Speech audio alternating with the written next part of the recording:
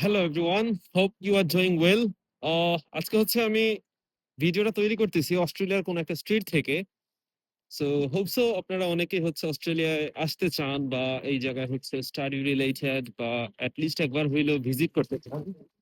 So আসার আগে অবশ্যই অস্ট্রেলিয়ার রাস্তাঘাট কেমন হইতে পারে বা এখানে আসলে কি কি করে আসা লাগতে পারে, এই রিলেটেড ইনফরমেশন গুলো হচ্ছে আপনাদের মাথায় নিয়ে আসা উচিত। সেই ক্ষেত্রে অস্ট্রেলিয়া আসার পর আপনাদের খুব একটা বেশি সাফার করা লাগবে না।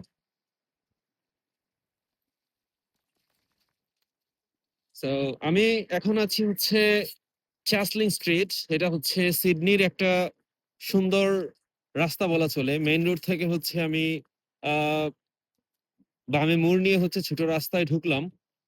সো এই জায়গা দিয়ে হচ্ছে আমি প্রতিদিন আসা যাওয়া করি from my work place to my home.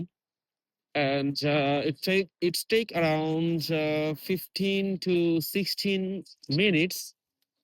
But in the other hand, যদি হচ্ছে আপনার প্রাইভেট ভেহিকেল না থাকে সেই ক্ষেত্রে হচ্ছে আপনি কোন কোন প্রবলেম গুলা ফেস করতে পারেন।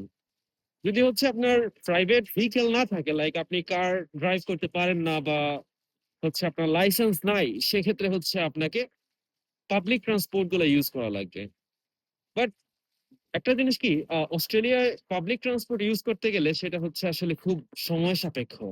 আই মিন আপনার অনেক সময় খরচ করা লাগবে। যেই জায়গায় হচ্ছে আমি 15 মিনিট বা 16 মিনিটে হচ্ছে আমি আমার ওয়ার্ক প্লেসে চলে যেতে পারি, সেই জায়গায় হচ্ছে আমি যদি পাবলিক ট্রান্সপোর্ট দিয়ে যাই, আমার হচ্ছে মিনিমাম 1 থেকে 1.5 ঘন্টা সময় লাগতো, যেটা কিনা আসলেই টু মাচ। সো আরেকটা জিনিস, এই যে আমি বর্তমানে হচ্ছে একটা সিগনালে দাঁড়িয়ে আছি।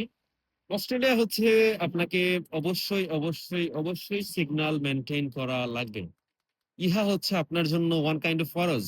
সো এই জিনিসটা যদি কখনো মিস্টেক করেন সেই ক্ষেত্রে হচ্ছে আপনার বড় ধরনের শাস্তি হইতে পারে। So be careful about that. And যারা অস্ট্রেলিয়া আসতে যাচ্ছেন সবার জন্য হচ্ছে শুভকামনা। আশা করি সবাই খুব তাড়াতাড়ি এই দেশে আপনার স্বপ্নের দেশে চলে আসতে পারবেন। আজকের মতো হচ্ছে এতটুকু থাকবে। আল্লাহ হাফেজ।